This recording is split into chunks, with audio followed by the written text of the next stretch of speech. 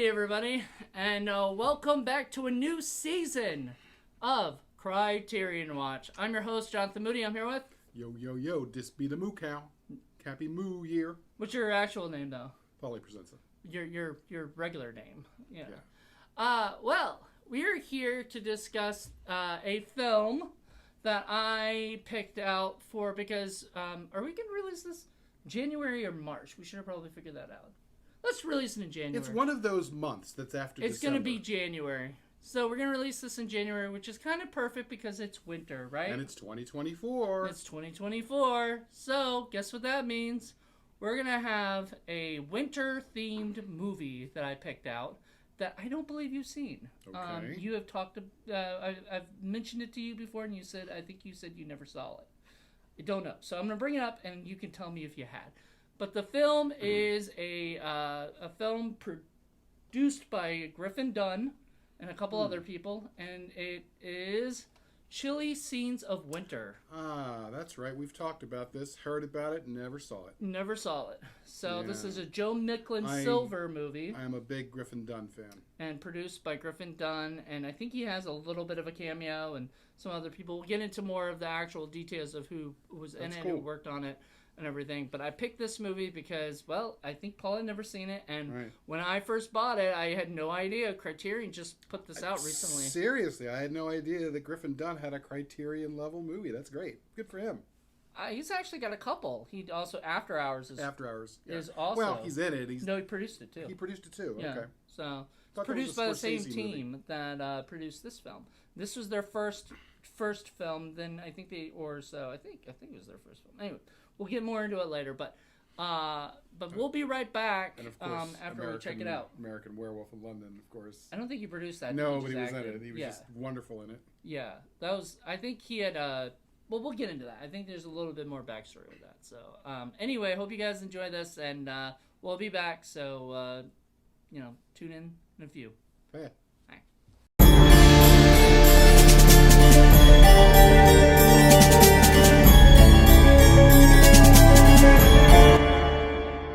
And we are back. So, to talk about Chilly Scenes of Winter. So once again, you definitely said you've never seen this movie, right? Right, and yeah, I guess so, because when it was released, it turns out it was under another title, Head Which Over you Heels. still, I don't see that movie either. No, I don't recall it coming out. It's called Head Over Heels originally. I like Chilly Scenes of Winter better. Yeah, I think so. And it fits the movie because, so we watched a little bit of the producers' featurette that's on this Triple Play, and they talked about how basically it all came to be, which is very interesting, and I was interested in. I think that's if you're an independent filmmaker or anything like that, I would definitely check that out. If you're fans of Griffin Dunn like we are, and Mark Metcalf, and Amy Robinson, and really they all produced this film. But they talked about how basically it all began, and then how later it got marketed poorly, and it was called Head Over Heels, and it was because apparently winter and chilly are titles that don't market very well or something. They decided to market it as a zany comedy, and that's not what that is. It is not a zany comedy. I love it. I love it really. I love it for how it is. It's it's more subtle, and somebody called a quiet comedy, and it really is. It's adult, It's not a bunch of teenagers doing stupid shit. It's more like adults doing stupid shit. But it's adults doing. That's a good way to describe it, because it was so funny. Because you were saying when we were watching it, you were like, John Hurd's character seems younger. Like his character should have been younger. Yeah, a little bit. Younger people deal with this shit. Older people should know better by now, and I kind of agree. I think he is like that, but it's a great performance by John Hurd, though. If you're a John Hurd fan, you got to watch this movie. Oh, you got He is the lead, and he's in just about every scene. So we're watching the movie, hasn't seen it yet, and the credits start rolling, which are really great credit thing, just really easy going, clean, just and simple. Clean, yes, clean, simple. They don't really they don't do credit sequences anymore anyway because they think that it slows down the movie or whatever. But that's the point, right? Like this movie's the kind of movie is supposed to slow down, or whatever. And this isn't a ADHD movie, or whatever. So I don't know if Generation Z would like this or not, but I would definitely say go watch it. Anyway, we start doing the credits, and Paul sees all the cast, and every single cast. He goes, John Hurd! Oh my God! And then he goes, then he sees Mary Beth Hurt, and he's like, Mary Beth Hurt! Oh my God! And then he's like, Peter Riegert! Because he loves local Pete hero. Riegert, everybody in there, just fantastic. Jerry Hardin's in there, and Kenneth McMillan is in there. Gloria Graham. We had seen what is it? In a Lonely Place. When I was out in LA. You can watch that video. We did that for a Criterion Watch, and she was so great in that. And they mentioned that was one of the movies they loved of her and wanted. One of the better Humphrey Bogart movies. Wanted to work with her. She was in the Big Sleep and a bunch of other movies too. Oklahoma, which you're not a fan of musicals, so I don't think you'd watch it. I never watched it. But yeah, she's just so beautiful, and she was so beautiful in this movie. I mean, she looked great. Everybody was so great. The guy who played the blind man, I don't remember his name, but he did a great job. Everybody just stood out, and just were fantastic. They're all adults. It's great. Not a single teenager in sight. It was wonderful. That was your favorite part. Oh yeah. It wasn't that kind of movie. It was an adult movie. But we talked about this during the while we watched it, was how we had reviewed Comfort and Joy in November, and Comfort and Joy is basically has a lot of similarities. The obsession over the woman and just pining over them, and you can't get past it, and you have to go through this this just heart-wrenching phase before you can finally move on, and it's so both movies have that. In Comfort and Joy, it moves on a little quick, and the guy moves on very, very slow, so it's like a little bit different in that. A little different. But yeah, it's a similar kind of thing. It's very dialogue driven. There's not action packed. It's a lot about relationships and dealing with people. But the good thing is that even though it's very dialogue heavy, there's a lot of really good dialogue, a lot of naturalistic dialogue, and the dialogue informs you both of what's going on, and also it informs you about the characters, and it also, there's that one scene where it pretty much the whole movie is in a nutshell in that one bit of dialogue between them, and it's just really, really well written. Why would you want to be with a man who doesn't love you that much, as opposed to a man who loves you too much? And she said, because I don't want to be less of a fraud, or I want to be less of a fraud. Don't want to feel like a fraud. Yeah. And that's her whole problem. And that's his whole problem. And it's a similar thing that you see a lot of times in movies where there's a triangle. There's the three people, or whatever. There's the guy that loves the girl, but she's with the other guy, and that's typical. It's typical. But this is done so well that it just feels natural and normal. It doesn't feel like something that's actually typical. And it's a fun little subplot or sub thing going on there too, because there's also the relationship with him and Sam. Which is nice. It's understated, but it's there, and they have this fun, interesting little relationship thingy where it's just unspoken, and yet it's very palpable, and it's very solid, and it's great. It informs the film and the narrative and their characters, and it's really, really well done. Sam is his best friend, and you were like, when you saw Peter Riegert, as you got so excited about seeing him, he's but great. Also he's got crazy hair, which we think might have been a wig. We're not sure. Is that John Cooper Clarke? Okay. It's crazy hair, but we loved it. It was perfect. For his character, absolutely. You never see him with that kind of hair again. No, I don't think you ever will. But he was great. And then And we were wondering, like, what? I don't think we even looked up what's going on with him now. If he's been doing a lot of stuff I or hope not. so. He's so great. Yeah, you'd want to work with him. That's somebody on your list. Because the Local Hero is your favorite movie of all time. Him he's the star. And Griffin Dunn. And love to work with the two of them. Sadly, we can't work with John Hurd, which is a bummer because I love him. And yeah, he was great. I was telling Paul that I think one of his last movies was Sharknado, so it's kind of bad one to end on. I wish he had ended on something where he could have been like the lead and could have had a really good role left, but people don't make movies like this anymore or anything this nice and quiet and character driven. It's understated. You don't get a whole lot of character studies.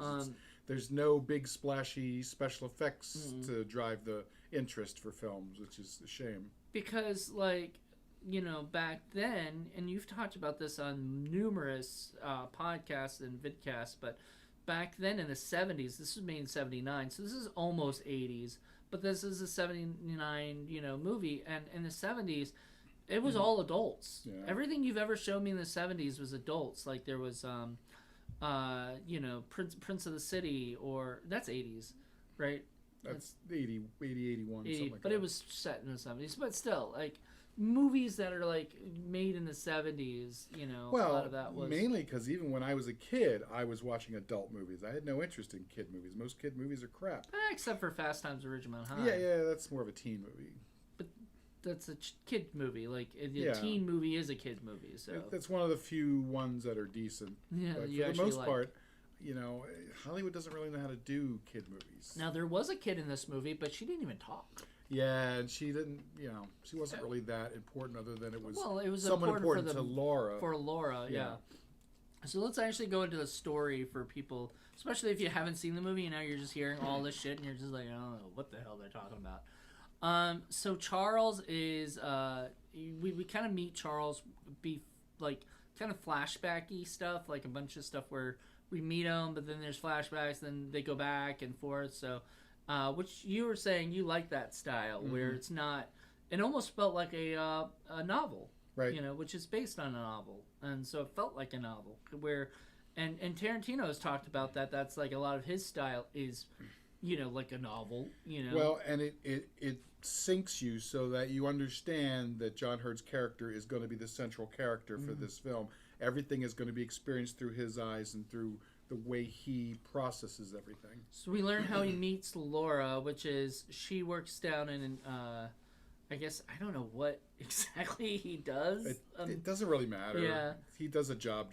He has a job. He has an office. He gets told that one of the co-workers is out sick. So he has to go do the thing that the coworker does. It's like the TPS reports. In Office Space. Office Space, yeah. So he goes down and meets Laura, and he goes and she, gives him the paper or whatever. She's she flippin' adorable. Does all the work, and she asks where the lady is. He says she's out sick, so he's filling in for her. They have a little back and forth. He's macking on her almost instantly. He's already fallen in love. We've all been there. That might have been the red flag to begin with. But anyway, he falls in love with her. He kind of, but he finds out she's married, and he's a little pushy with her. Yeah, very pushy with her, especially when you just met them. He says, "I'd like us to go out sometime," and then she's like, "I just met you. Why would we go out?" And he's like, "'Cause I like you," and she was like, "I'm married." And he goes, I don't believe you. And I was like, I have never heard anybody do that. Like, that just, like, when I first I saw this in July when I bought it, from the Criterion sale. And I took a chance at this. But mainly because I saw it was produced by Griffin Dunn. And I was like, I'll buy anything that he has anything to do with. And, so I ended up buying After Hours that same time. Great movie. So I didn't even realize at first that they both did that until later. So it was kind of neat buying both of those, both of the two ones, and I hope there's a few more from them, and I hope that Criterion gets a few of the other ones that, like Baby It's You was a John Sayles movie. And I've never actually seen it. Yeah, and you're a John Sayles fan, so and we've done a few John Sayles films on this on these Indie Film Cafe. But anyway, so so we got. I was like shocked when I heard him say, like. Talking to her and her saying, he's saying, I don't believe you when he said that, because I was like, that's the old-fashioned way of getting rid of somebody you don't want. Right. Just but I've tell never them heard that you're anybody married. actually just call him out on it, which she wasn't lying. Right. She was married. She shows off the ring, and then he says, well, I want us to disregard it, and she says, okay. See, because it's funny, because that's the way you got rid of somebody, because in like the 40s, 50s, 60s, and 70s, cheating on your spouse was still considered socially not a good thing. Right. But, nowadays, we're living at 50% or higher divorce rates. That's not really going to do it anymore. So what?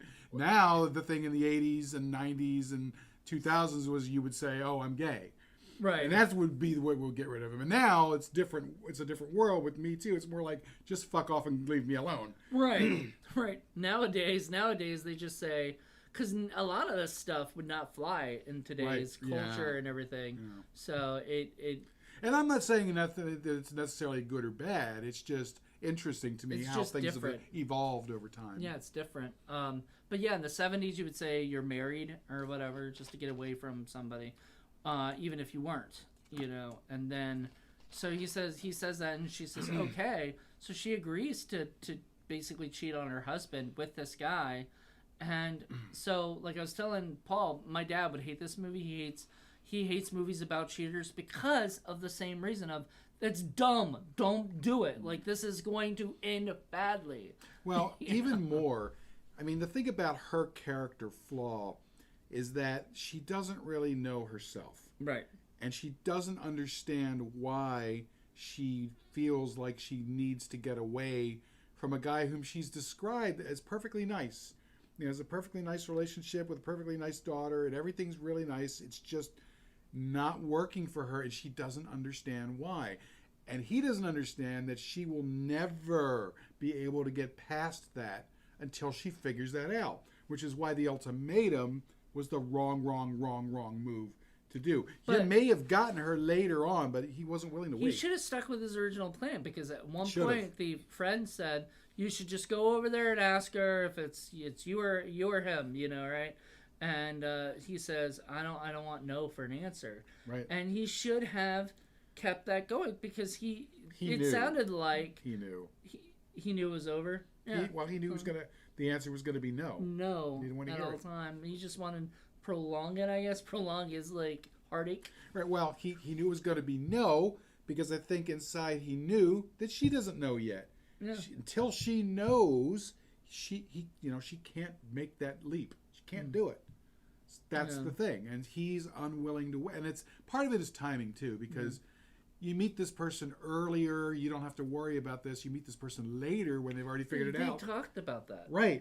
It's good. But it's just the timing. Meeting them at that time, it's just not going to work. Why couldn't I have met you, before you met this guy? And she said, I wish you did. Yep. And I'm like, well, why couldn't you? You just did it. I mean, it just wasn't the right time. I brought up 500 Days of Summer, which I hope to do on Film Freaks at some point. If not this season, another season.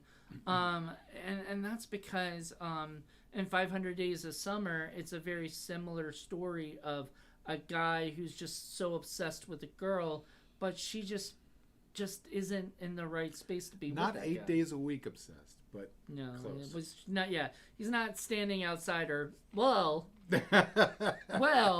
this guy does go to her house, which is not around. He does he drop visits her off the chalet and is hanging outside and follows her. He follows her. He makes a whole a fake house. Makes a diorama of her house.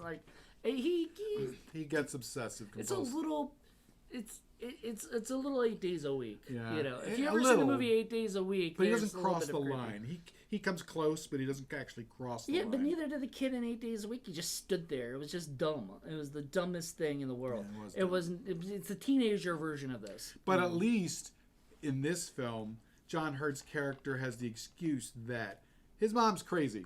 So odds are the crazy gene passed on to him, and this is how it's didn't pass on to his sister. No, his sister she was actually nice. seemed really sweet. Yeah, she was the I don't stable know one. who the actress was, but she did a great job. Hannah Toffer or something like that. I forget. She was fantastic, and she was dating Griffin Dunn, who played of course Got the smoocher. Yeah, that was got nice. The smoocher. Good to be the producer. That's why he's producing. That's why I want to be a producer. Huh? And he gets this like. And he has a great scene in the movie, and it's like one scene, which, and apparently it led him to doing more acting, so that's great. But he had this one scene where he's just like, the guy's offering him all these things, like, do you want, would you like to drink? Oh, I don't drink. Would you like milk? Yeah, too much calcium already, in my body. It's funny because it's just a little bitty part, but you already see the kind of quirkiness that he brings to all of his characters. Like, if you loved his character or the way he acted in American Werewolf in London, which was always my favorite of his, he stole that movie from everyone, in my opinion. I know. I think he did a better job than David Naughton, which I love David Naughton, but I think he did. He absolutely he stole it away from him because he had so much fun with that character. And I think it was something like this where he was an actor, but he hadn't really acted in anything, and then he got the chance when he produced this, and it just kind of helped blow his acting career up. And then later on he produced After Hours, where he became the lead. So because by that time he was a lead, and kind of sucks because Amy Robinson, who produced this film, was in Mean Streets, and she was the main girl in Mean Streets. Beautiful. She's still beautiful. I saw her in that picture. I always wondered what happened to her after Mean Streets, because I was always like, I don't remember her doing very much after that. Yeah, but she became a producer. Yeah. And she started producing big things like Running on Empty with Griffin and After Hours, BBSU, all this stuff. So they both were just there, just busting their ass off doing stuff, and and it was something that they said where. I forgot which person it was, which actor or director. It might have been the director, Joan Micklin Silver, but there was somebody said that they were basically they learned how to deal with being an actor, with their time spent of not doing stuff. You constantly still are doing stuff. You use your time wisely when you're not working, because then. Working on your craft or working on another project, something. Workshopping something, because that's what you have to do. And that's what they definitely had to do in the 70s. Nowadays, you can take online classes. You can do almost anything. I love the idea that there was this bar up on, West 74th Street, where they would all hang out. Not just them, but a whole bunch of actors. Sean Penn. Oh, my God. Can you imagine just hanging out with all these great... up and coming actors, and because back then they didn't even know they were up and coming. Yeah, they didn't know. They didn't know. So you could probably do that in L.A. and you wouldn't know. You'd be hanging out with all these people, and these people would just have no idea. Well, maybe. See, the problem now is the internet. The internet. Everybody knows who everybody is.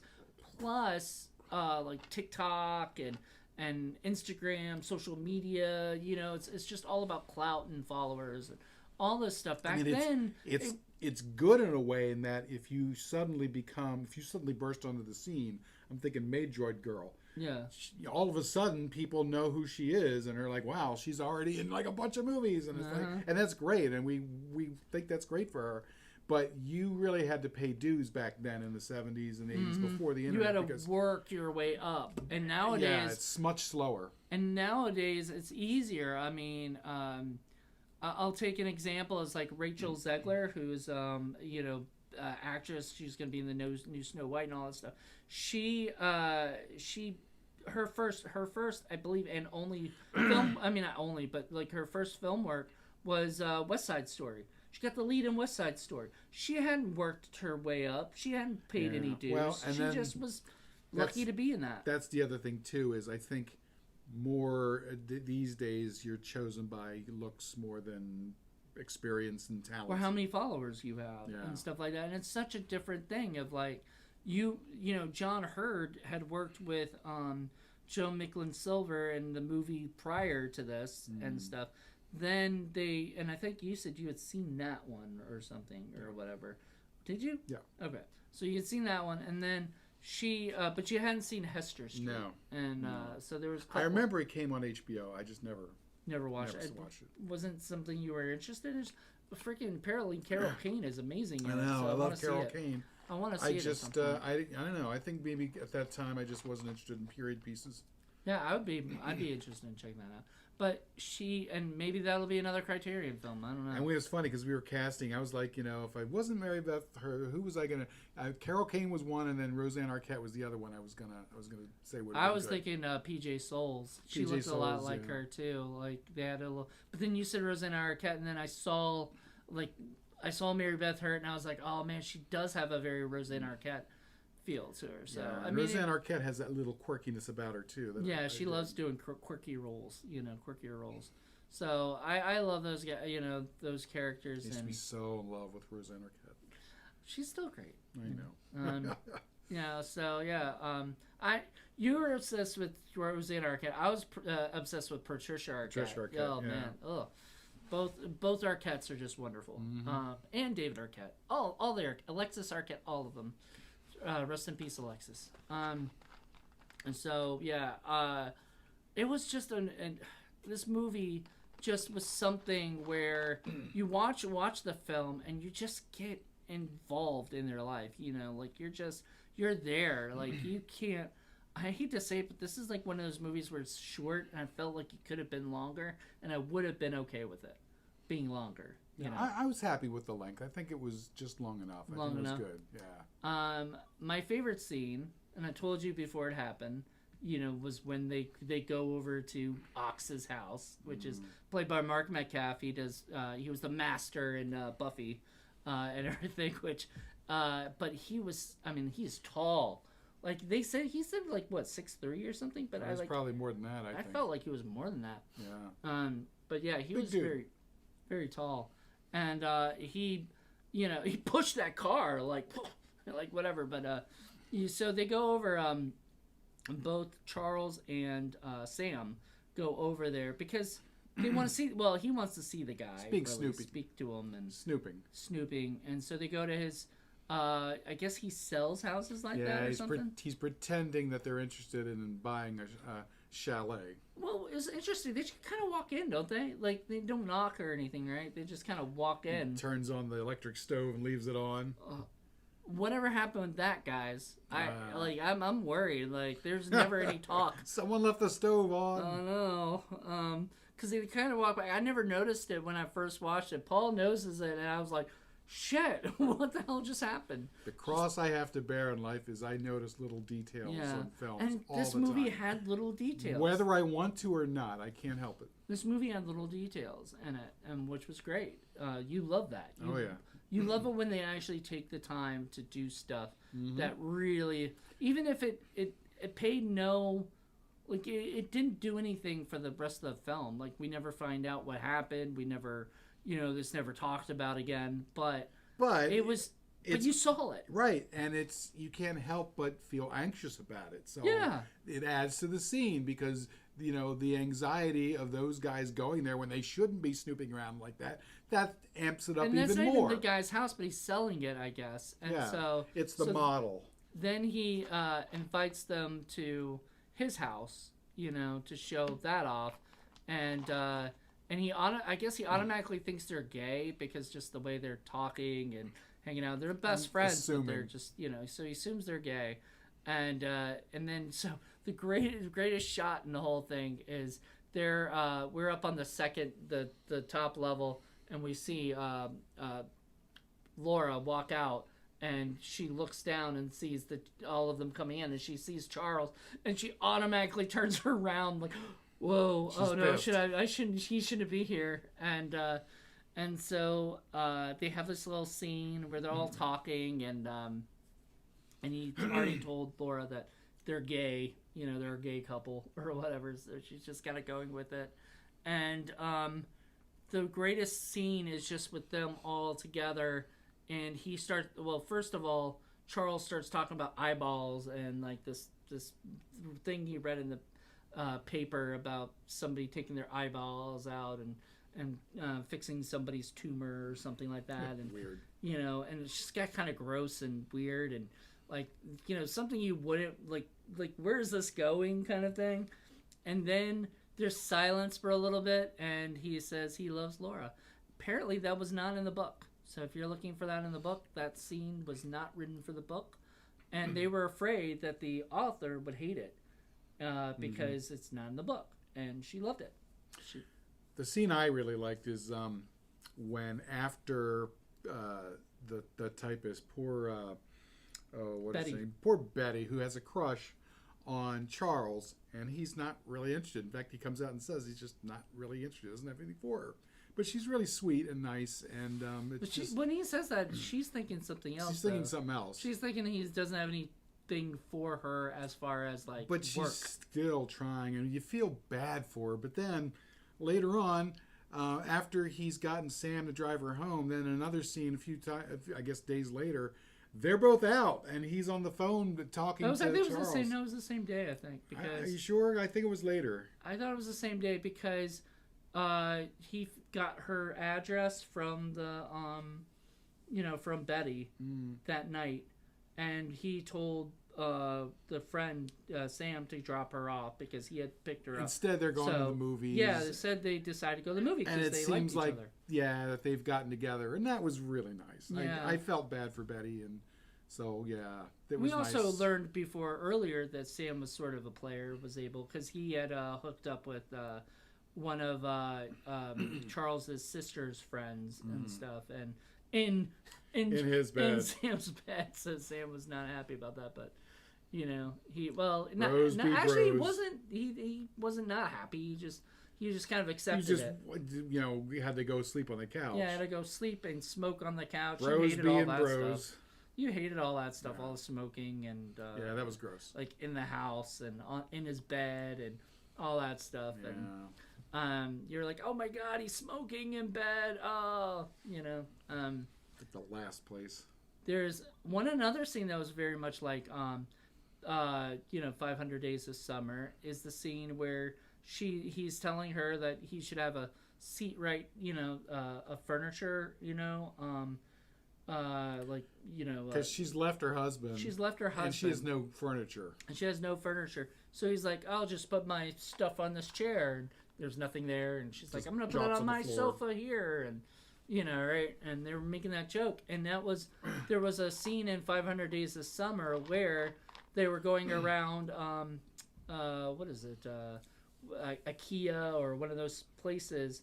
And they were looking at all these different, furniture, and they're like, but they're pretending like it's their house. Oh, I'm going to sit right here, and I'm going to do this right here. And I was like thinking, oh man, that I don't know. I don't think that the writers of this of 500 Days of Summer had seen Chilly Scenes of Winter, Probably but they not. might not. They might have, Yeah. but I doubt it. I think they just wrote some other scene. It's a good scene because it really demonstrates the pain that this relationship causes, because they really are fun together. They really do connect. There's chemistry. It's just the timing isn't right, There's there's nothing you can do about it. Yeah, they really like each other, but timing's not right, and she's just not in the place where she can be where she needs to be, and right. He's ready to marry her, and she's like, I can't. And this is a movie that's not going to get a sequel kind of thing. No. It's not supposed to, because even though you sort of wonder, whatever happened to Charles after that? Is he going to be okay? Is he going to find somebody? I think that's the end. I think that last bit where he's running is the last bit that he's getting out of his system. Yeah. And there you go. That's kind of like a perfect ending to that, I think. Because that's the ending that they originally wanted. Yeah, which so is I don't the know one we what saw. I don't know what the one was that came out. I think it's on here. We should have looked at it, but I don't know. I'm happy seeing it the way it is. I know, because I'm almost afraid I'll be I don't know.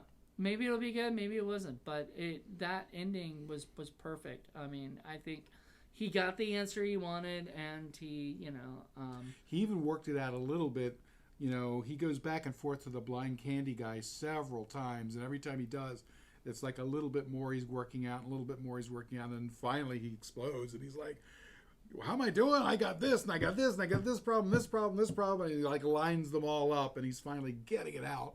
But then he changes after that, and then he's, be able to address the guy nicely, and well, the guy looks at him and goes, "That's because you've been up too late." Right? Everything looks bad when you're up too late. And I was like, that might be something. Like, that might actually be a good piece of advice is just, get some more sleep, man. Relax. So anyway, and so when the blind man says that, because most of the time the blind man would keep going, "What do you want?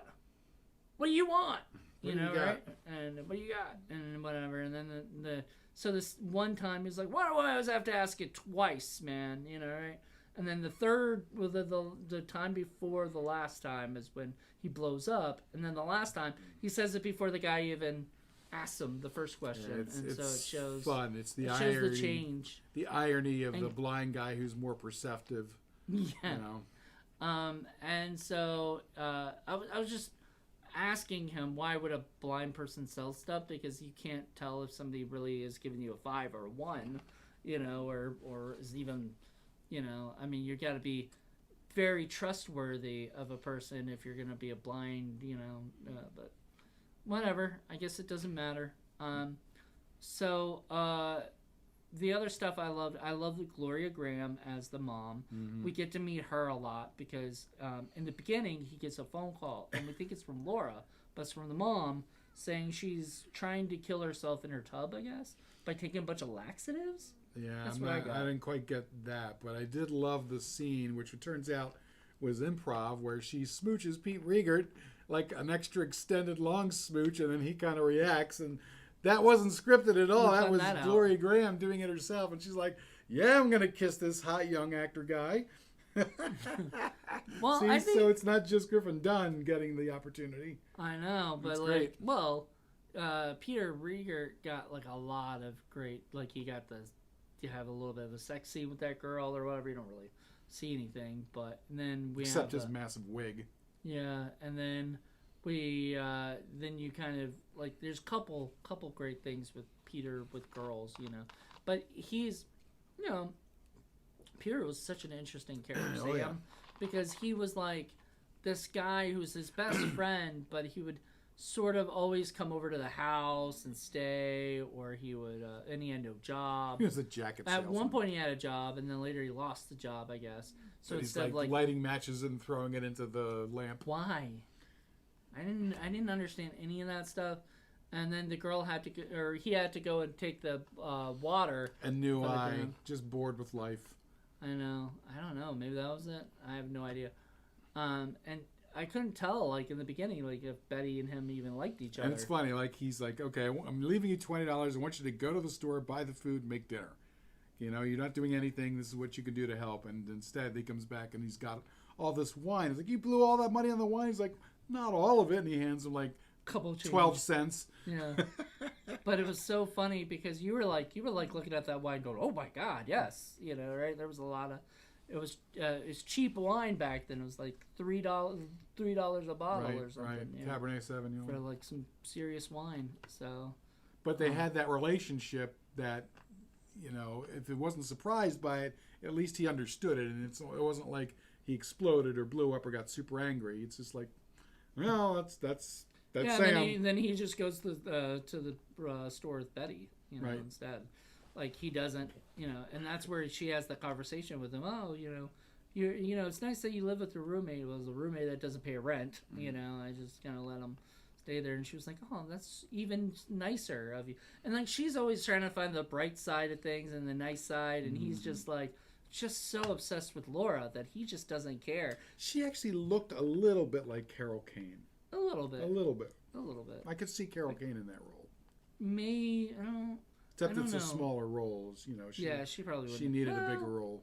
Maybe she did smaller role in Princess Bride. Remember? Yeah. I mean, that was a little later, but like still, she might have done it. I don't know.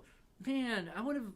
They said the casting of this movie was in a hotel room, and it was like Joan Micklin Silver's hotel room, and people were coming there. And some really Jamie Lee Curtis came up for the role. Wow. Like I'd love to have seen a read for that. I mean, I would have just loved to just been there. Ann Archer, like some of the greatest actors that lived, and they picked Mary Beth Hurt, and she was just wonderful. And Bill Murray was originally supposed to play Charles, and he was just like meh. And Jeff Goldblum was up for it. Jeff Goldblum. And then they decided on Peter Riegert because John Hurd knew him, and they were all fans of him. So they decided to do him, to have him in the film. And I just thought, oh man, this is just fantastic. You know, I mean, all the people in it. You love the stepfather because the stepfather, Peter McMillan's character, Pete. Was that his name? Yeah. Yeah. So usually the stepfather is, a jerk in most movies. Yeah. And he's not. He's the nice guy. He's a real nice guy in this. And Pete. You always see McMillan as kind of a heavy or kind of a jerk sometimes. I think famously he was in Dune. He was he was the head of the Harkonnens. David Lynch's Dune. Yeah. And he was the sheriff in Salem's Lot, and he was on a bunch of movies back then. Yeah. Man, I need to check these things out. He was George McMillan, I think was his name. George McMillan. George McMillan.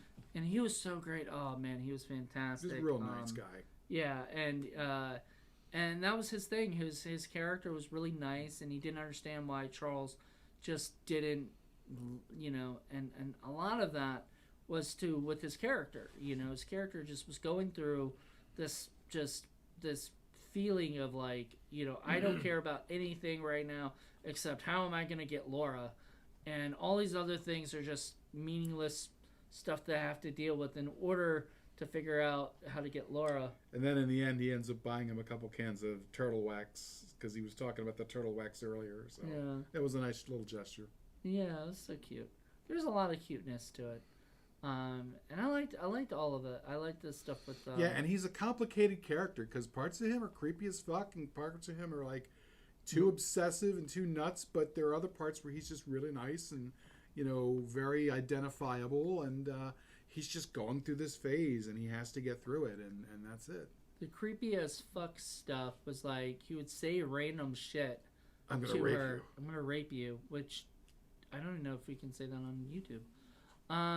But he, says that, and it's just so gross and weird. But it's not because he's going to. He's not going to. But it's just a reflection of how obsessed he is. And I was just like, why would you say that? Like randomly, Like, that was just so weird. But, and then, and there was another one, too. It's like, I'm gonna beat you, I'm gonna beat, him, and then I'm gonna come over and beat you. And I was like, what? Why is he saying this stuff? And why? And she even says, I'm scared of you. And I'm like, get away from this guy. Like, I love him, but, like, get away from him. He's weird. Like, this is just getting... And a lot of these things would normally make you, like, not like the character.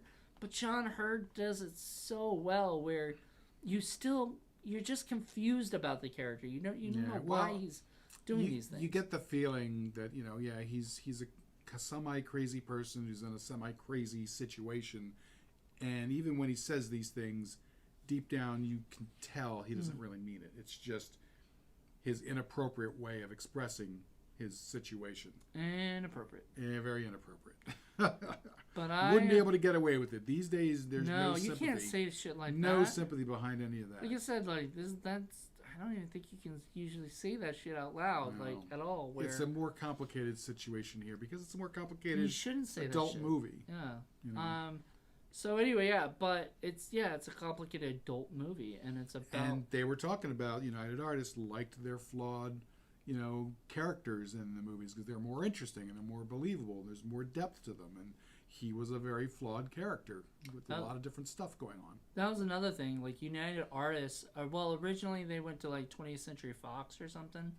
I think it was Fox, and then the girl who worked for them left and went to United Artists and brought the script to them, and they said they loved it and pretty much just let Joan Micklin Silver do whatever she wanted, and everything, left him alone. Then later they were going to interfere, but Heaven's Gate became a big problem, so they had to go concentrate on that. And while that was a big thing, they said just make sure it's on budget. You know, and I thought, wow, man, you can't get that today. They got the rights from the writer for $2,000. That was amazing. It's the same. What for that? Yeah.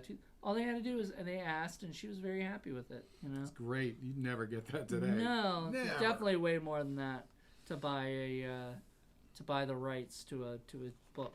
But this is such a small book. I don't think many people have talked about this book. I've never heard of it. I didn't even know it was a book until I saw the movie, and it said based on the book by, you know, and everything. Is Ann Beatty? Beatty, yeah. She was. I wrote for back when the newspapers were a big deal. The New York Times is a big deal. It's not the case anymore. The newspapers have lost all their power because of the internet. They're all internet now. Everything's internet. And there is still internet, like there is still like NewYorkTimes.com, but you know, whatever. It's not what it was. Not what it once was. I mean, almost feels like anybody can write, you know, for those companies these days. Well, they don't bother with writers anymore. It's just like journalists, you know. But yeah, so she was a journalist. Is that, okay, I didn't catch that, but wonderful. Journalist and writer. And there you go. So. There's, you know, and then she wrote a book, and she got really excited. And what else has this director done? That's what I was curious about, because Hester Street. Hester Street, and what else? God, what was the other one? There's another one she did. The one that John Hurd was in. The seventh something or other. Yeah, you said you've seen it or something. Okay, I didn't realize that she had directed. Yeah. That. So there you go. I mean, it was wonderful. But that was years ago, man. That was early, back when we first got HBO in the late 70s. And they were showing movies like that. Unfortunately, Joan Micklin Silver is no longer with us today, and John Hurd's no longer. So there's a few people, and this is just like, if you look at it, you see all like I'll tell you guys the special features, because there's some really good stuff on here. It's a new restored 4K digital transfer with uncompressed monaural soundtrack.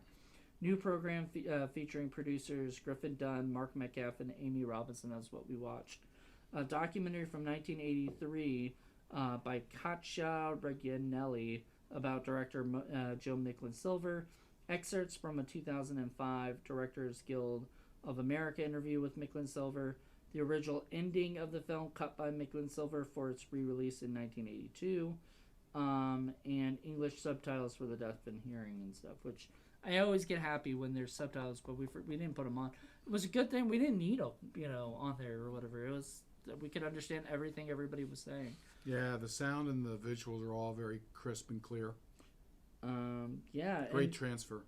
They said that they had the director of photography, was it? That like knew how to do the snow and things like that, and I think that's Bobby Byrne is the director of photography, and it was done by Triple Play, and they started Triple Play. That was their first, and this was the only one they did, I believe, as Triple Play, and then Mark left to go be an actor and do his acting stuff, and Griffin and Amy continued producing. And as I said, they did like After Hours and Running on Empty and Baby It's You and a couple other movies. And I just want to see more stuff by them, you know. Kind of wish they would do more. Yeah, I don't know if they'll do another movie or not. I don't know if they're still working together, but I know they're still friends, and they came back and did the producers thing on here, so they talked about it. Haven't seen Griffin Dunn do anything in quite a while. Yeah, I think he's just been busy, you know, with life, you know, living Everyone's his getting life. older, you know. And wonderful. But yeah, this movie was fantastic. All the actors did a fantastic job. The directing. Glad Clay Cherian picked this up. That's great. There was nothing wrong with it. And as you said, you notice all these other things, and you notice nothing wrong. There might have been one continuity error you thought, which was that he had the chocolate bar. Not so much a continuity issue. It just bugged me. Well, no, but you said like all of a sudden it was gone in the next shot. Well, yeah. And we didn't have to watch him eat it. Yeah, so I think it was just another shot from another place. Right. So I don't think it was a continuity error, but like that would be like the closest thing to you noticing something like that. He gets his chocolate bar and he takes the entire wrapper off, and then he's holding the chocolate, and I'm like, it's gonna melt in your hand and be a mess. That's why you keep it in the wrapper. But I'm noticing stuff. I'm noticing, oh look, they're all automatic transmission, or standard transmissions, and manual windows and manual locks. I'm like, oh god, this is the 70s and 80s, all right. I remember those. Yeah, where they had the roll-up windows and shit and stuff. Formica and the kitchens and everything, and yeah, fantastic. And so there was a lot of great stuff in that.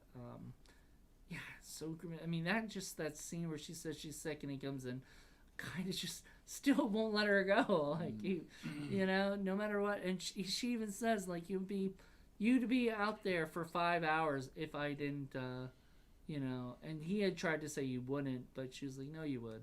No, you would. You would be out there for 5 hours waiting for me. Then I would call you and you wouldn't believe that I was sick. You would think I wasn't sick. So that's why I had to come here to tell you this. I'm just like, oh. I tend to want to go to the gynecologist by myself. I know. Oh, he wanted to go to the gynecologist. And he got all jealous of the doctor. I'm like, dude, just let her go to the gynecologist in peace. Right. And then, and he gets mad. He's like, oh, yeah, that doctor that's, blah, blah. Like, he stalked the doctors. I mean, found out what doctor she went to or something like that. It just ridiculous. It just got really overboard at times. And when the ending happens and he gets the ultimatum, he brings up the ultimatum and she says, he got the closure, it's done, it's over. He even says it was closure to him. He's over. Yeah. He doesn't try to go with somebody else. I still say he should just stay single for a while. And he's running at the end, and it's it's done. Funny because his sister, the one that seems normal, but she's now hooking up with Griffin Dunn's character, who seems pretty quirky and weird. You can understand why, because that's what she's used to. That's what she's used to. She has a mom that's weird and a brother that's weird, and I almost feel like there has to be like at least one non-quirky character. Well, there's two in that family. That's the sister and the stepfather. Well, he's a little weird too. A little, but not much. Not as much. He puts up with a lot of weird shit. He wants to go disco dancing, and then at one point he starts twirling that girl. You were like, you can't do that now. You can't just spontaneously dance with somebody. Dance with somebody. Oh my God, you're raping me. Well, not that, but like they'll be like, consent, which is wonderful. Like, I get that. Like, I'm all for consent. I'm just saying, it's there's one point where he's in the office and he's going by and he's actually like touching his various co-workers as he's leaving, and it doesn't mean anything, but you cannot do that today. No. That'll get you fired. Yeah. The other thing that his boss wants him to like, we didn't talk about the boss. Yeah, Jerry Harden's character was his son's having some kind of weird sexual issue, and he's like coming to him for advice. Like, and he says like play him Janis Joplin, and apparently it worked, but like he caught him on the bad day to tell him like it worked, because he's like, I don't want to hear anything about your son's sexual issues anymore. Please stop bringing me this shit. Yeah, it's very inappropriate for the workplace, and he was right. But like the way you said it, you're like, oh God, is he gonna get fired for like how he's kind of talking to his boss? But I think even back then they would have been, they would be like, okay, you could bring this up to HR and get me in some serious trouble for doing this. So I get not. Maybe back then. What? Maybe back then. You think now it wouldn't be like that? No, HR doesn't care about employees. It's there to protect management, not employees. Well, I'm saying like the employee, is getting all this stuff too. The manager is bringing it to the employees, so the employee's going to tell, rat on the manager. That would be HR. Right. So the manager's boss. Right. It was his boss, so he would have not. No, HR would not have put up with that. Back shit. then, yeah. Like I said, these days. I think even nowadays that still would be a thing. It's supposed to be a thing. It's not been my experience. So. I don't know the different corporate world now. I don't know. If you do that like Walmart, somebody says, hey, can you help me teach my kids some sexual thing. You bring that up to HR. HR is talking to the boss, and they're gonna have like some kind of big thing about workplace conduct. That's corporate for you. Yeah, but it's also easier and cheaper to just get rid of the employee and hire somebody else for minimum wage. That's generally how it's done these days. Well, not at Walmart, because you could get sued for that, and you can have all these issues. So things like that, like those big corporate, they don't want anything that could get out and make the company itself. That's why they don't fire people like that. They hire almost anybody they can. They take, because they don't want bad juju out there about their company. Well, they have to be more like that now because people aren't working for their shit jobs anymore. That's true. Nobody's taking those jobs. That's a whole different discussion. Yeah, it's a different world right now. It really is. And so so the character does that and stuff, and that was when he was in a bad mood and even told poor Betty off and everything. You were poor like, because you even said to right before he did, like, don't be mean to Betty. You knew it was coming. Yeah. You knew it was coming. Don't be mean to Betty. Poor little girl. And then he's all nice to her. Like, you were like, apologize to Betty, and he kind of did. He didn't say he was sorry, but he did. He did invite her to dinner and stuff because I don't know what he thought. Like, maybe because he just felt bad, but he definitely wasn't interested in her, or whatever. So he was only interested in Laura, and it goes with that obsession. It's that obsession, So this is a good movie. If you're going through a breakup or you're dating somebody, you might be a little too obsessed. Maybe watch this movie and decide for yourself if you want to. How not to be. How not to be obsessed. Just try not to be like that guy. John Hurt. Good movie though. Great good movie. Great story. So definitely check it out if you haven't seen it. If you haven't seen it, you just heard us probably tell you the whole thing, but watch it anyway. It's a good, adult film. Mm-hmm. Yeah, it's a film for adults, not for kids, and that's the great thing that Criterion is doing. Is it does a lot of movies that are for adults, and whatnot, and that's what Paul likes. And they barely ever make these anymore. If they ever do, it's mainly still geared toward kids. Mm-hmm. So Hollywood should. Well, I mean, this wasn't necessarily United Artists, but like. We need another United Artists. And once again, it was marketed terribly. So once again shows you that if this had been marketed as Chilly Scenes of Winter, I think it would have been a success. Right. It may have taken a while. It may have been a cult film, but it would have had more success. And it said in the thing, like, they were used to theaters, like, being in theaters for a while before it caught on. And so we need stuff like that. But unfortunately, theaters, because theaters are corporate and theaters are big deals, they don't want to keep the movie in the theater for very long. Yeah. They want to put it on digital as quickly as possible. They don't want to have an audience build. Yeah. So they don't want to wait till the audience catches on. They want to have it already. So they're very impatient. Yeah, it's a different world. Mm-hmm. Maybe things will change at some point, but I doubt it. Because, like, things don't really change. They just keep drastically getting worse until something new comes along or whatever. Maybe, and we've even talked, like, it would have been great if we had money to buy our own theater. We would fucking show movies like this, older movies that don't get as much play, plus the newer ones that not many. A24 is about one of the only companies that does movies like this. That's why I love doing Film Freaks and Criterion Watch, because then I get to talk about movies like this. Yeah, movies like this, and maybe show filmmakers, indie filmmakers, you can make a movie like this. Mm-hmm. You can, and you don't have to have the budget of like a couple $1 million. Just gotta pay attention to the writing. Just pay attention to the writing. Get a really good director, and just get really good actors who are out there that just haven't made it yet. Go to that bar on, whatever, 24th Street or whatever. Go to the... Probably doesn't exist anymore, but yeah. Well, go equivalent. Go to whatever the equivalent of it is in L.A. or New York and or Atlanta. Go find these people. Wherever there's a lot of theater, that's where you're going to find actors. And audition, these people, for the right part. It's like my favorite year when he's like, I'm not an actor, I'm a movie star. Don't go after movie stars, go after actors.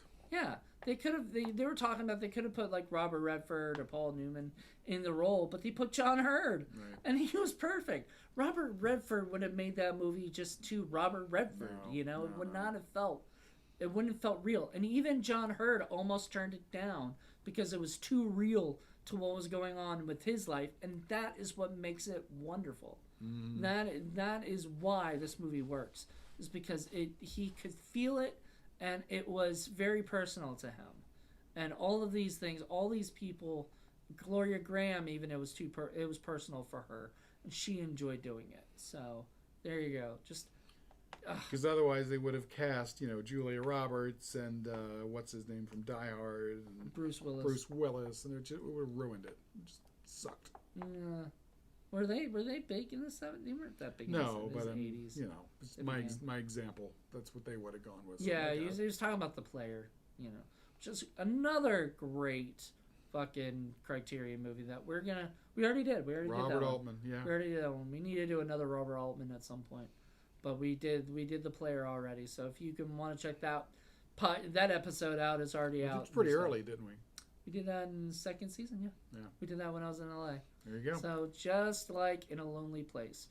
Wonderful movies that take place in LA. So this movie takes place in New York, and as much as I'm not a big fan of New York, like I don't ever want to live there. I love New York. Not now. New York now is just completely different. I'd still live in New York. If you gave me the choice between LA and New York, I'd take New York every time. But you like the cold. And I the love pizza. The heat. And you like the New York pizzas. LA pizzas. I like the attitude. I'm more of a New York person. Yeah. He's a grouch, and that's kind of what it was. Though the best line in this movie, we both kind of decided, best line in this movie was when Peter Reigert is in his PJs, and his and Charles is like, aren't you gonna go to job hunt? And he was like, I already did it.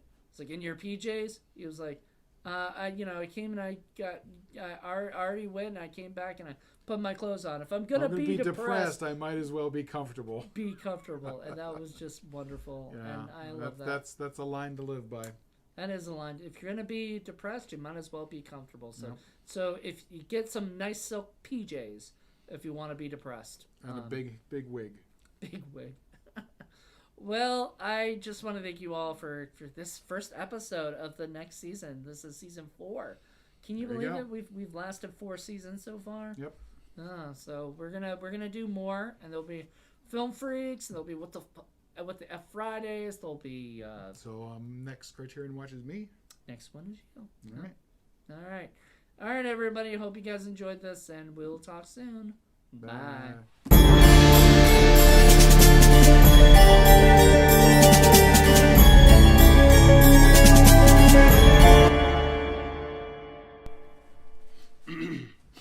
Large floppy horse penis. Is that the name of our movie? The Criterion version? Nope.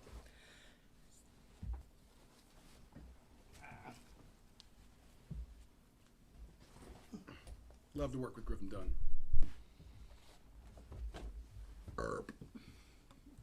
Coke Zero, sponsor us. Sponsor me.